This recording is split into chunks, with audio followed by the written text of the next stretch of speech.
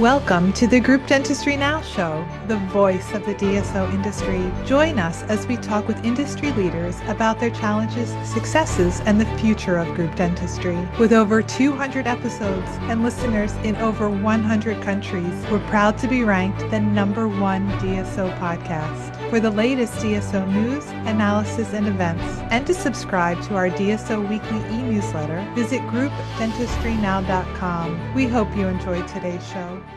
Are you struggling to consolidate data from multiple software systems at your DSO? OS Dental can help you. OS Dental brings together mission-critical data from all your software into one single platform. This includes data from your PMS, payroll, marketing, labs, accounting, and more. This means that you can now spend less time on payroll, financial reporting, and compliance. Audits become effortless, and payroll calculations become faster by as much as 85%. Focus on faster decision-making with OS Dental, the only business management system for DSOs. Welcome, everyone, to the Group Dentistry Now show. I'm Bill Newman, and as always, we appreciate you tuning in. We are well over 200 podcasts now, so I really enjoy this part of my job. I got pulled into it kicking and screaming, didn't want to do a podcast, and 200 later, just learned quite a bit and have quite a bit of fun.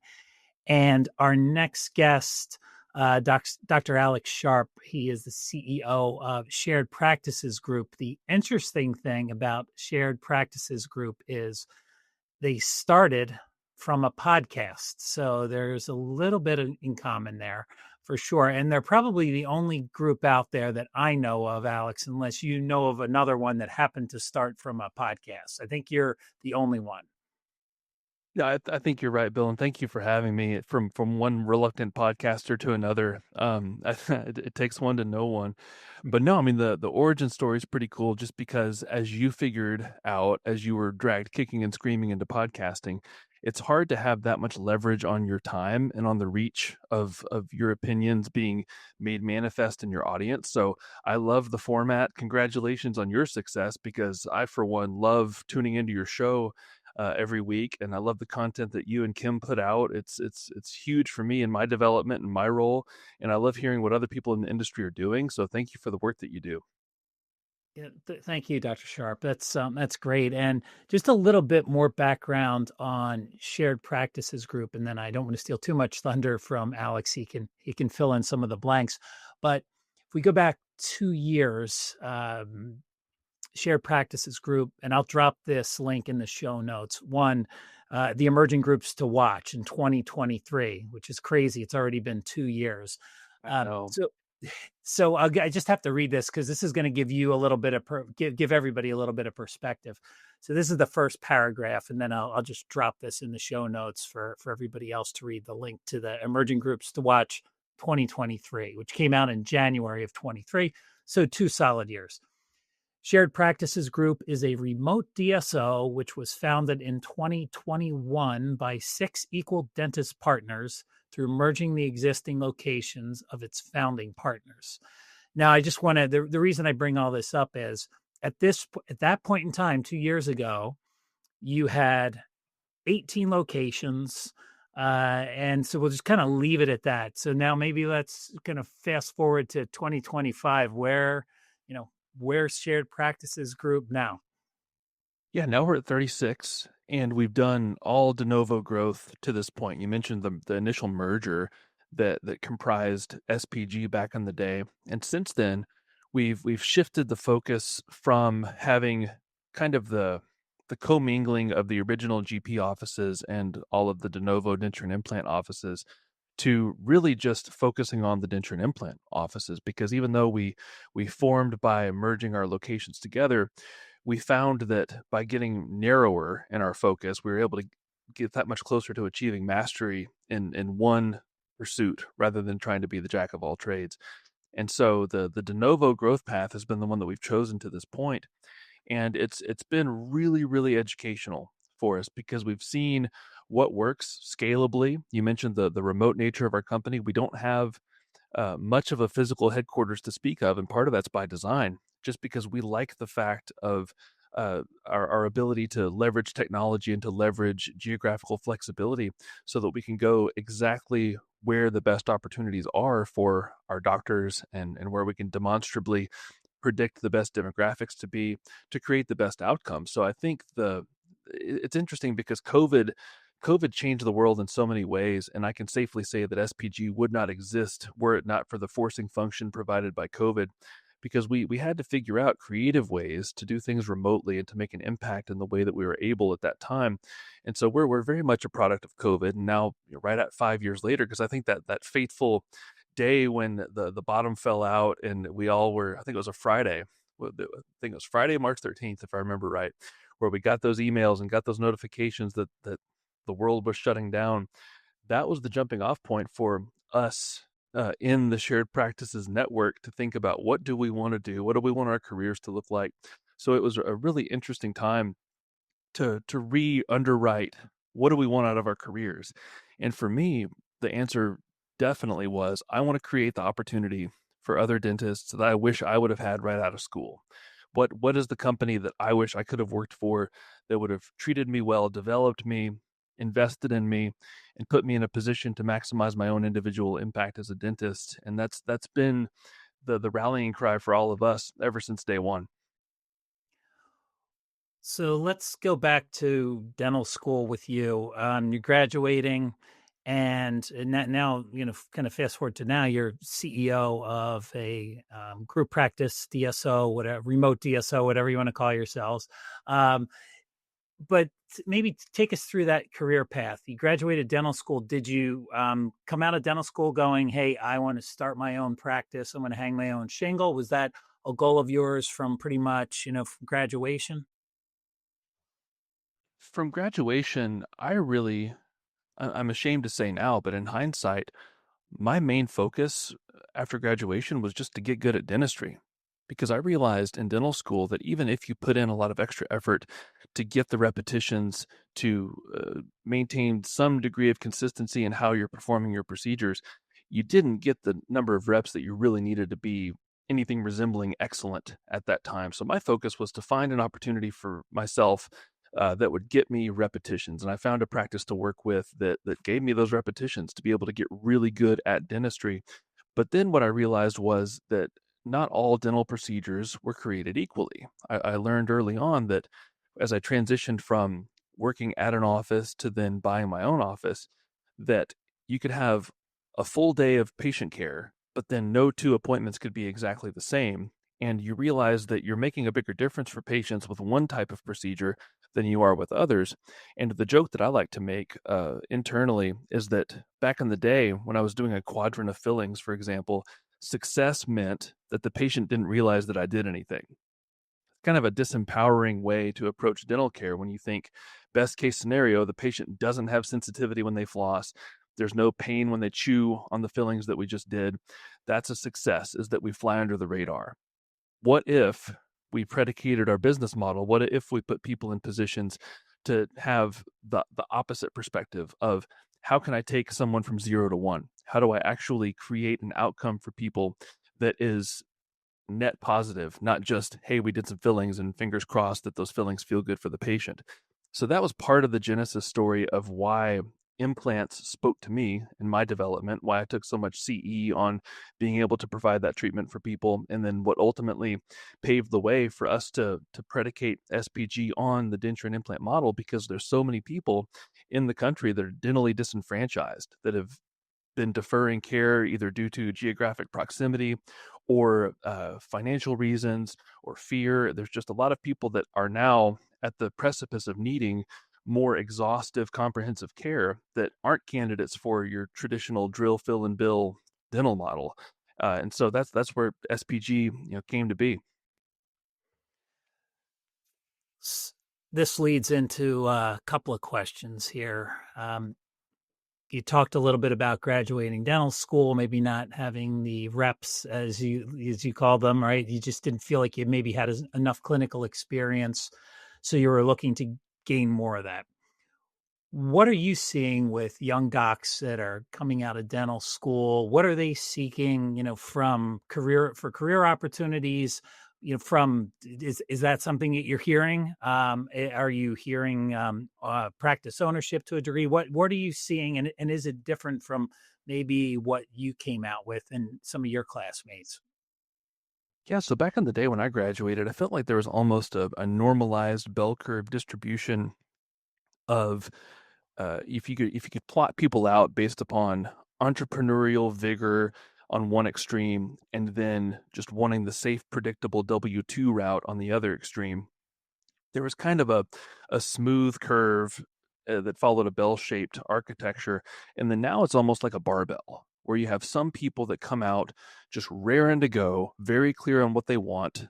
They've done enough research, they've done extra CE in dental school, they're just gunners and they know exactly what they want out of their careers. And then there's the other extreme that is very averse to getting more debt. They are nervous. They are sometimes scared of their own shadow because they're getting fewer reps than they need in dental school. And so I think that there's this disparity between the extremes that's more stark than ever. So I think you have dentists coming out of school that have more confidence than ever, and then you also have a contingent that comes out of dental school less confident than ever before. So it's kind of a tale of two cohorts coming out of dental school from what I've seen. Because what I really enjoy is interfacing with the young docs that have experienced, hey, I love surgery. Hey, I've seen the transformative nature of dental implants. I've taken all of these CE courses while I'm in school, or I've gone to this implant focused residency and I've done X number of arches and I've just seen the transformative power of this type of dental care. And I love meeting those young docs that have gotten that perspective so young in their careers, because most of us had to acquire gray in our beards to figure that out the old way. And so now with the advent of podcasts, the advent of Instagram, you have so many people being exposed to that type of dentistry, or even not even surgery, just people that maybe love ortho, or they love sleep apnea, or they love uh, veneers or cosmetics. You find people that have niched out earlier and earlier, which I think is phenomenal, because if people are gravitating towards what drives them and what's their passion, then they're going to be better at it. They're going to perform that dentistry for a longer time horizon. The quality of patient care is going to go up, rather than people historically feeling like they have to be all things to all people, which is what I fell into the first couple of years of my career. And I realized that that was, for me, a thankless endeavor. I didn't enjoy trying to keep all of the different balls in the air at any given time, of trying to be able to be excellent at all these different facets of dentistry. I think for most of us, it's very refreshing to say, you know what, I'm just going to call it as I see it. I love this type of dentistry, fill in the blank, and I'm just going to go full bore into that pursuit of excellence in that one narrow domain. What about what would be the ideal doctor that you're looking for? Who is a good match for shared practices? And then maybe add to that, again, a term that's thrown around way too much, culture.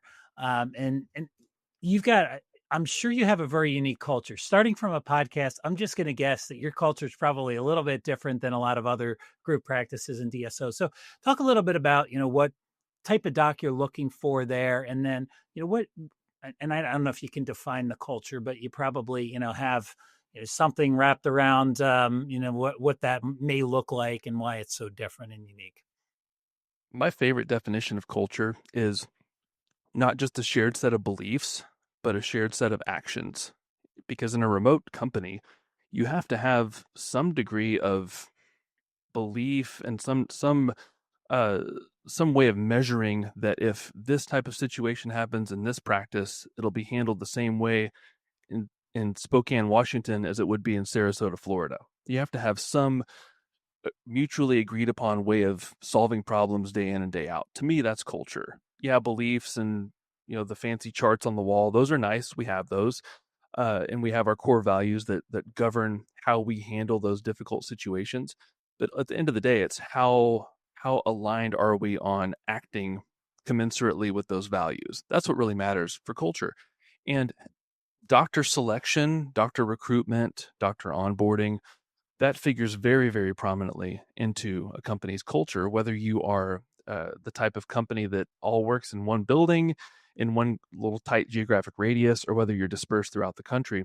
And so I think for any multi-site owner, for any dental practice that scales beyond four walls, you have to give this a lot of thought. And what we do at SPG is that we have a multifaceted hiring process that we've iterated on over time. And to me, that's one of the you're reading off the little blurb from the Emerging Groups to Watch Awards, and that's one thing that we've learned the hard way is that you can't hold your current way of operating as a sacred cow. You have to be willing to be nimble and to iterate and to improve. And the doctor recruitment process has been one of those things for us. And so my role in that is once the doctor has gone through the personality profiling and we assess the clinical acumen, the clinical experience, we make sure that there's a minimally viable fulfillment there. Then I do the core value assessment. I get to know the doctor. I get to understand how that doctor will score based upon our 6 company core values. And yeah, it's a little subjective at the end of the day, and it's an imprecise art form, but it lets the doctor know that we care about this stuff and that we know that doctors that fulfill our core values are going to be good fits in terms of being a good teammate, in terms of really shouldering as much of the load as he or she can in the practice, and seeing the value in the collaborative approach afforded by shared practices group. Because one of our big differentiators is the fact that we have such a robust network of doctors that at the drop of a hat can review a case, help plan a case, handle a post-operative concern, because we have so many doctors that have been there, done that, and gotten the T-shirt in every subsection of surgical dentistry.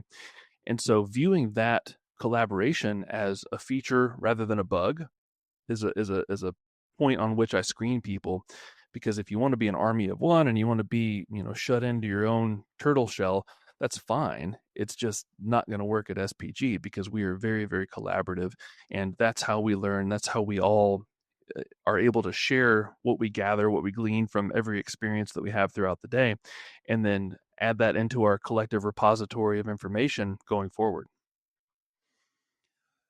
So you mentioned that the model really changing, as the groups matured.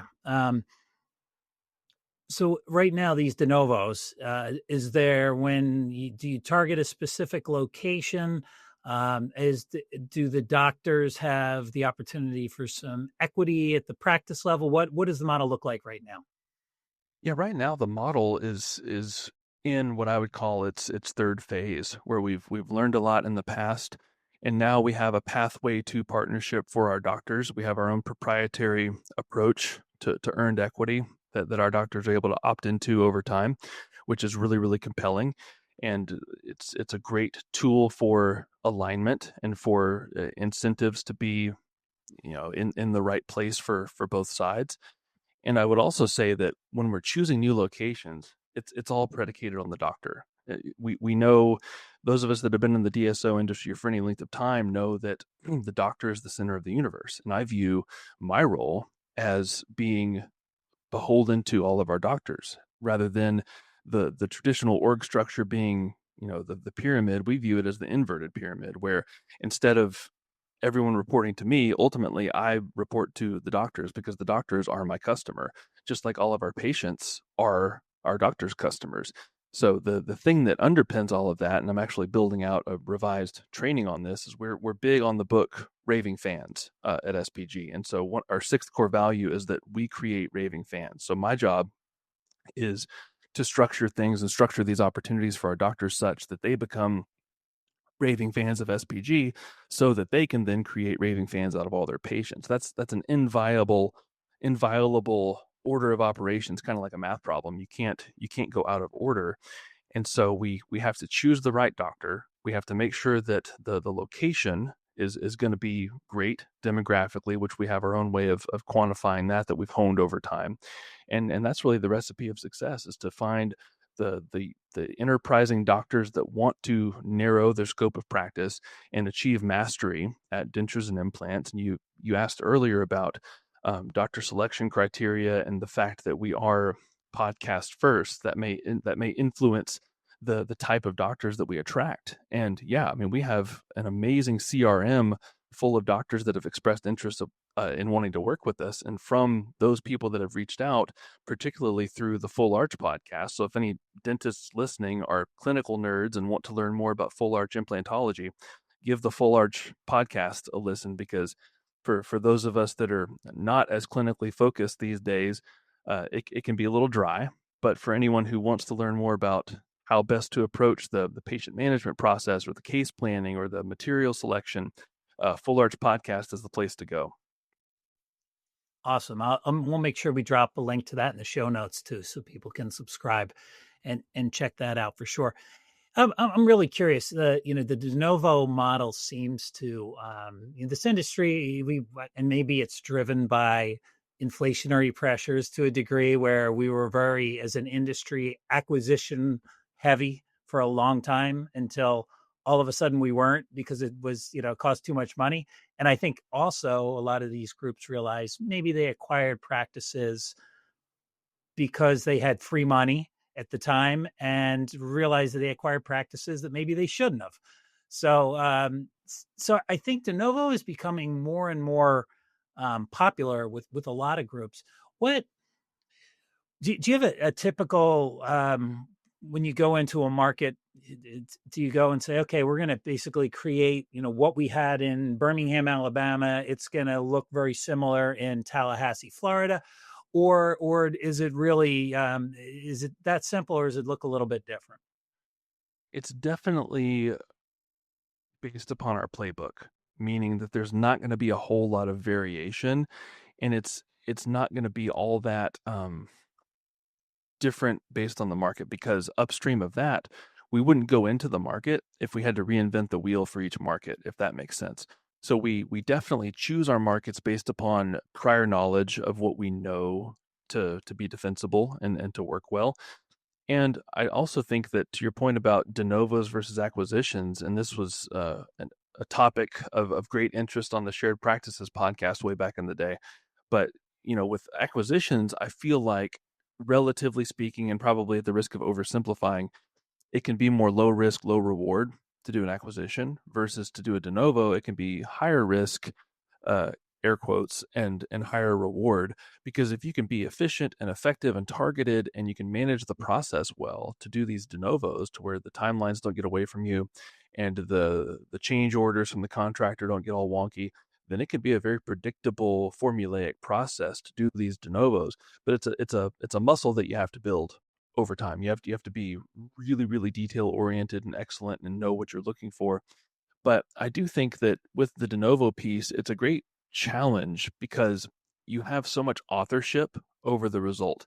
And I think with multi-site, with doing the DSO growth path, it's almost like a choose your own adventure, because you can do the acquisitive growth strategy and you're choosing your problems, which are a completely different and distinct set of problems than if you're doing the de novo path. But I feel like if you have a differentiated type of approach to dentistry, and you have a clear value proposition, then de novo's arguably better, because then you're able to superimpose your practices, your ideas, your concepts, your procedure mix onto a blank canvas, rather than trying to rejigger something onto a prior framework that you inherit with the acquisition. And to your point, acquisitions, number one, have gotten more expensive because the demand for them has gone up. And also there's a tendency to overvalue or to overconflate the arbitrage that can happen when you add a practice to an existing platform. And the way that those types of groups are being valued, to me, has evolved over time. And the the places where, or like the end goal for groups that do the acquisitive growth, I think the end point has had to be reevaluated over time too. Whereas with the de novo model, if you have a predictable way of doing that, and you have a pipeline of doctors, and you have a clear way that you're serving the patient population in those markets that you choose, I think there's not really as defined an endpoint for the de novo path if you set it up the right way on the front end. And great points. It's always one of these interesting issues. And you've got successful DSOs that have done it both ways. Some have done both acquisitions and de novos as well. I think you get the benefit of cash flow immediately from an acquisition, which is nice. But to your point, and back to one of the original questions about culture, is you are acquiring a culture as well when you acquire a practice that, Oh, yeah. and you're also acquiring the PMS that they're using and habits, good and bad. Where with a de novo, you can pretty much come in and say this is the PMS that we're using, and to a degree, very very similar to what you've done in other markets. So I think it's fascinating to me. I think it's something that is going to get. I think we're going to continue to see more de novos. That's just my prediction. I think there are fewer and fewer acquisitions out there, quality acquisitions. That's another one that the quality acquisitions are still, even though I think valuations are down, quality practices are still pretty close to all-time highs. Maybe not quite where they were. It's that then there's beyond that. Then there's a step or two down, and most DSOs don't want fixer-uppers. So that's okay. You read my mind. I was going to say that there's always the opportunity to buy the fixer-uppers, but then you have to have an extremely well built out process for fixing the fixer-uppers, which isn't attractive to everybody because there's an amount of crossing your fingers and hoping that you're going to be able to rebuild that practice into something that is viable, whether to hold on to and to cash flow or to build into a larger infrastructure.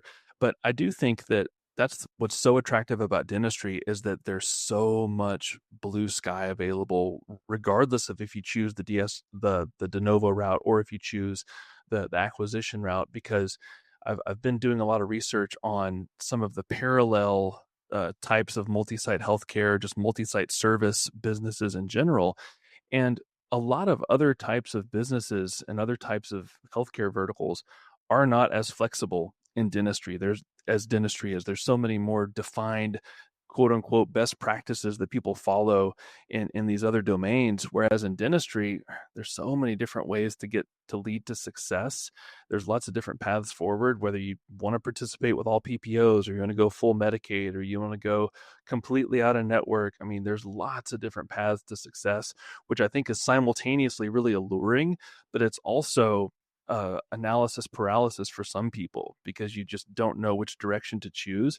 But that's what I would recommend to anyone listening is that sometimes fortune favors the people that are able to have the presence of mind and the wherewithal to say, you know what, I'm going to lay down the gauntlet and this is the direction that I'm going to go, because you have to make a choice. And it's like the quote from the old Rush song, even if you choose not to decide, you still have made a choice.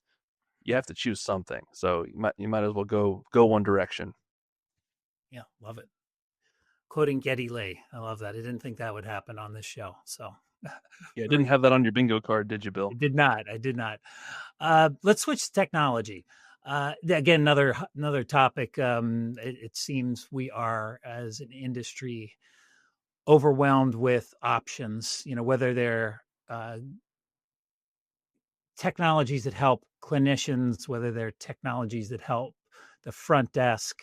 There's so many out there, and I think it can be overwhelming for an organization for sure. And technology is advancing so rapidly that I do think we're going to find ourselves in the not too distant future where we are going to have a new C-suite position, a chief AI officer, or a chow, right? Somebody that's going to be, because it is evolving so quickly. But again, this topic being really important.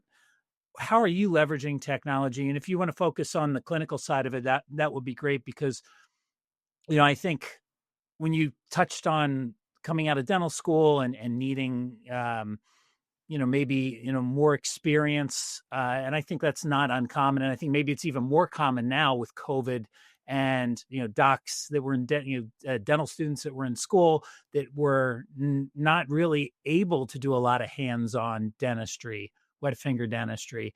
They're coming out of dental school even less skilled than people in the past. Talk a little bit about technology and how that's helping out your dentists.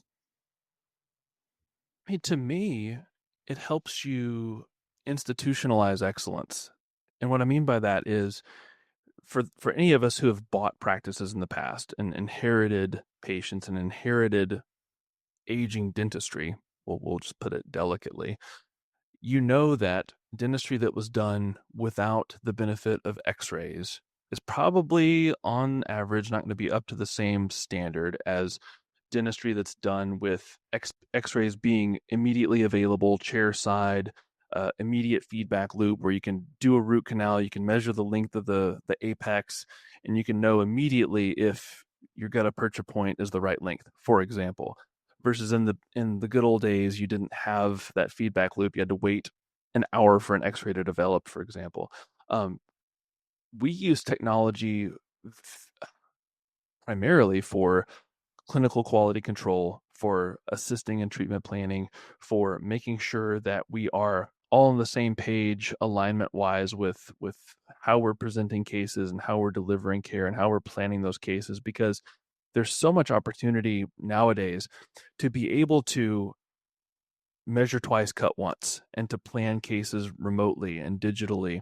And so I think that that's the main thing that we think of as being the beneficiary of technology, is the ability to just have really great clinical outcomes across the board, and to take dentists that have gotten the requisite clinical experience in their residencies and parlay that into what we know and what we've developed and what we train our doctors on. So when you merge that existing corpus of experience with what we know at the company and with the technology that's available to really democratize that level of success, I think that's a recipe for some amazing outcomes. And then also, to your other point on the non-clinical side, just from a remote workforce perspective, there's a lot that you can gain from leveraging technology as it pertains to workforce management, task management on like a CRM type platform, the way that you communicate with patients, and that's not even thinking about the advances that come into to play in like the garden variety GP practice, where you have Pearl AI and you have the ability to read radiographs and to interpret radiographs and to offer spots to look at for clinicians to be able to run through the list and say, is this something that I need to be worried about? Is this something that I need to watch? There's just a lot of efficiency gains and quality gains that come from technology. And I think that's true for dentistry and for the workforce in general, because you can look at them on those two vectors of efficiency and quality. You can do things to a higher caliber, and then you can also just make the fulfillment of those functions more efficient over time too. So I think we're just at the ramp up. I think to me, we've seen nothing yet. There's still a lot of meat on the bone with how technology is going to either uh, add value or intrude upon our operations, depending on your glass half empty, glass half full. I had a LinkedIn post the other day where I was quoting a podcast that I listened to recently about whether it's good to be a techno optimist or a techno pessimist. And I think the proper answer is being a techno realist, understanding that the genie's out of the bottle, and it's sort of pointless to view things other than dispassionately. Just like technology's here, it's not going away. It's probably going to keep accelerating. So we can get our surfboards and ride the wave, or we can hunker down in our bunker and hope that it passes us by. I think there's a parallel when it comes to the group practice model in dentistry, and there are people that are still wishing it away. um, Mhm. Definitely not optimistic about it for whatever reason. And I think this was a battle 10 years ago that was being fought a lot harder. I think they're the realists now, for the most part, that, solo practitioners, dentists practicing by themselves. I think the number is like 7%, declining year over year for quite a few years. And so where are those docs going? So they're going a couple different places. They're either, going to somebody like Shared Practices and partnering with you, or they're dentist entrepreneurs and they're working, in their own small group, but kind of working on an island by yourself. And this may be, is part of maybe what the new docs are looking for. Is they don't want to work by themselves. They want to work in a group and be able to have the ability to shared practices, right? So to share clinical opportunities, to have mentorship. I think that the old model just doesn't exist anymore. So I just see that as kind of a parallel to technology. Back to technology, though, I kind of went off on a tangent there. Beyond Pearl, any other technologies? Feel free to shout it out by name. I'm curious if there's any others that you're really excited about, clinical or non-clinical. Yeah, I think we still have a lot of ground to cover when it comes to integrating AI workflows into what we do. We're beta testing some, but really the three-dimensional imaging is probably the most ubiquitous piece of the puzzle for us technology-wise clinically that we really hang our hats on. I want to also go back to what you said a second ago about what dentists are looking for, because the technology to me is just emblematic of the underlying thesis. And what I mean by that is when you think about why do you have technology, you want to assure amazing outcomes. You want to always be chasing mastery with the types of dentistry that you do.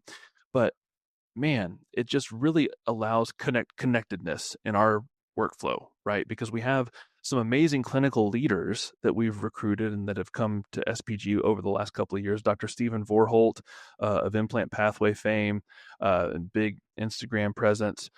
Dr. Aaron Miller, who I've known forever, who was also at Implant Pathway. Dr. Derek Williams, who's been in the doctor coaching sphere forever and ever. Like these are amazingly talented people that get the vision, like it's clicked for them. They see the power of going further together, because we could obviously go in our own directions and maybe go fast, but we can go further in a more compelling direction by working together.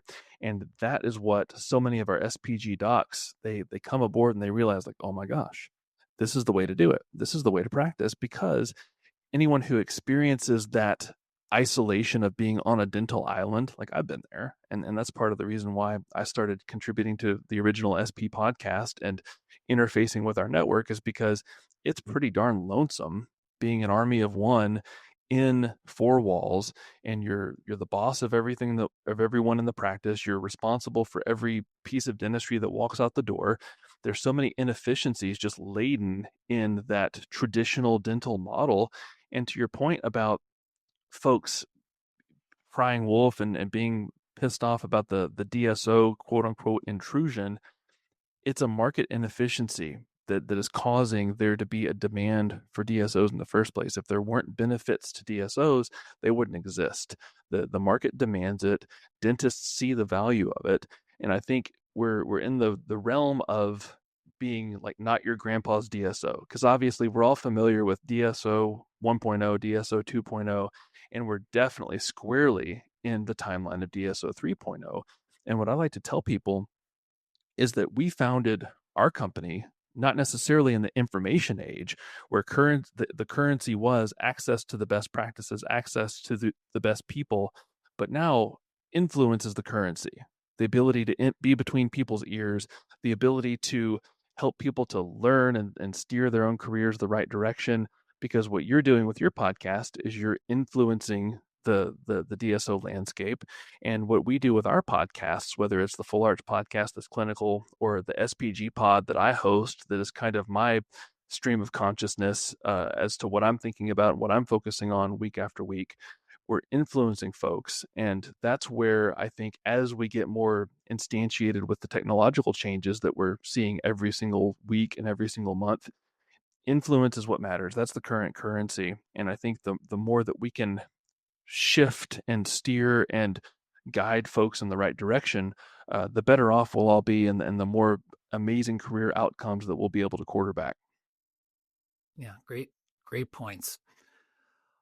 Speaking of DSOs, let's talk a little bit about the challenges that you have in scaling up. Again, pretty rapid growth. We talked a little bit about where you are in 2023, where you are today, focused on de novos, but can you go through a little bit of the challenges that you've had and how you've overcome them?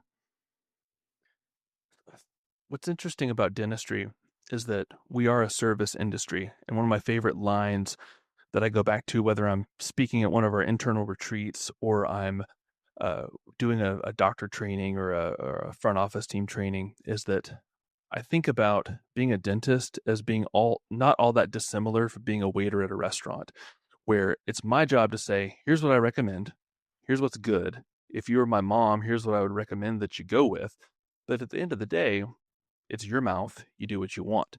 So we're serving people, but it's made more difficult by the fact that people come in and they already say it's nothing personal, doc, but I hate the dentist. So you translate that amount of weird mental voodoo that gets stuck in your brain. You think about that happening in the restaurant industry or any other service industry. It just doesn't happen. So there's just a lot of complexity in dentistry that doesn't pervade other industries as much. And so for us, it's just the people part. I think of any company is always the uphill battle, clarifying what you're about, getting people aligned over something that is compelling, that people want to come to work for every single day, because people have options. People can vote with their feet. And if you're not over delivering to your team, then they can't over deliver to their patients. So that's been a struggle historically that we've come a long way on, and that I'm very proud to say that we've gotten that to be definitely a strength. And another thing you mentioned earlier about like economic pressures, and I think economic pressures are something that every group handles differently.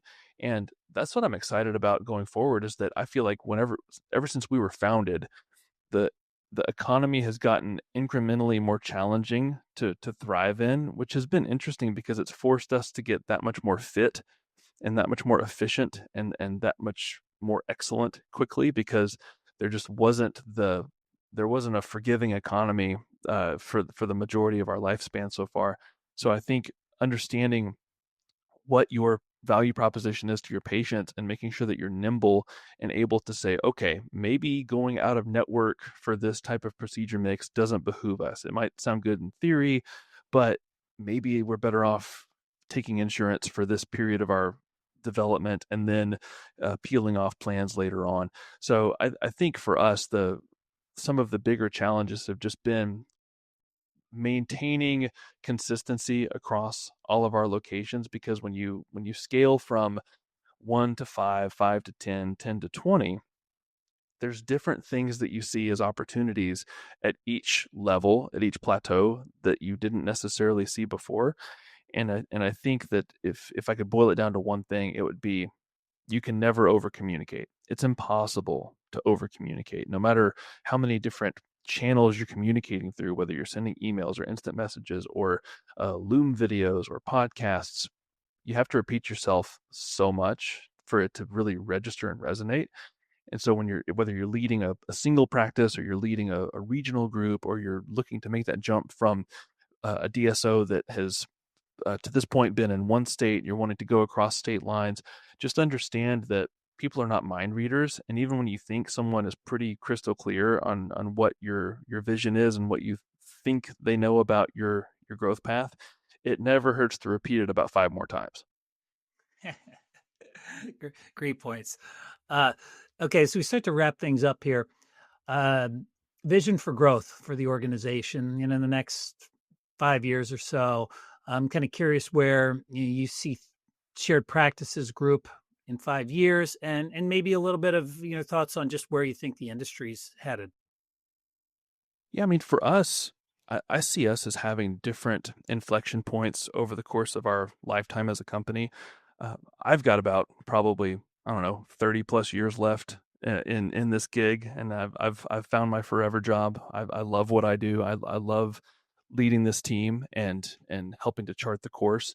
And so I think for us at this phase of our journey, we're just going to continue plodding along and opening amazing locations with incredible doctors and growing our reach, growing the impact that we're able to have in the denture and implant realm. And there may come a time when we diversify and look to incorporate other types of dentistry. But right now, I just see there being so much value in remaining focused and being relentless about the type of market that we're serving, both pertaining to the doctors that want to work with us and also the patients that so desperately need the care that we provide. And as for the industry at large, I'm extremely bullish on dentistry because I recently subscribed to this publication. It's like a quarterly publication. I think it's called Colossus. It's from the Colossus Podcast Network, and they put out a quarterly written, like hard copy of some essays that they write.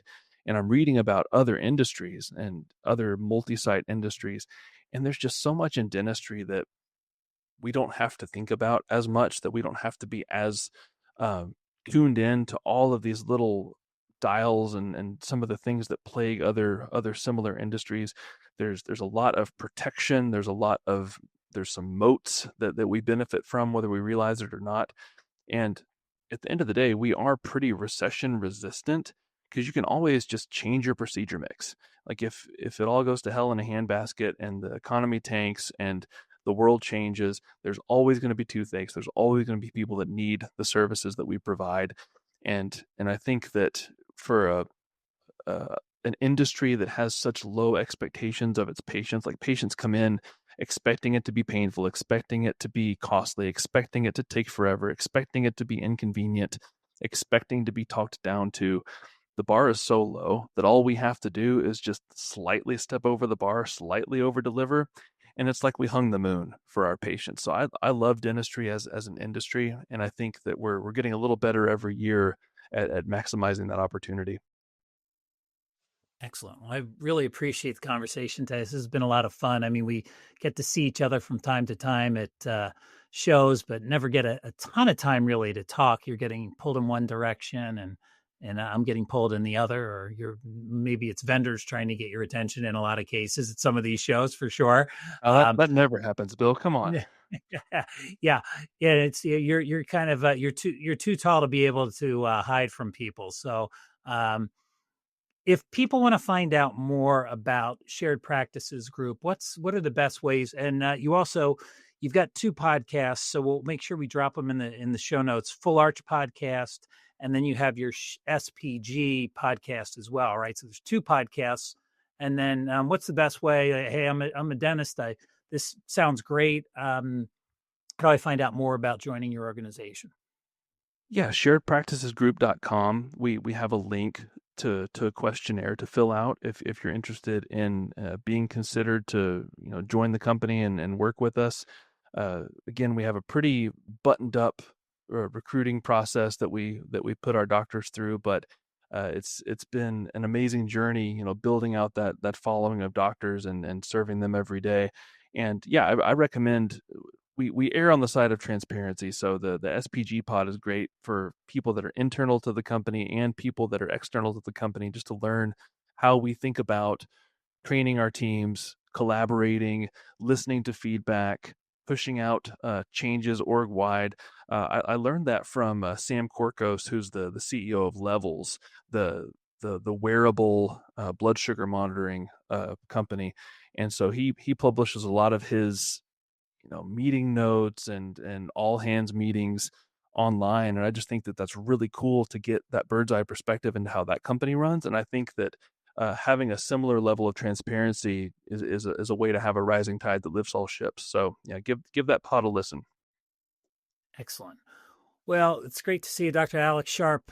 Appreciate you taking some time with us today. And like I said, we'll make sure we drop all that information in the show notes. And until next time, I'm Bill Newman, and thanks everybody for listening in or watching us on YouTube. This is the Group Dentistry Now Show. Thank you for joining us today. Don't forget to subscribe to the podcast to stay up to date on the latest DSO news, insights, and events. Also, subscribe to our DSO weekly e-newsletter at groupdentistrynow.com.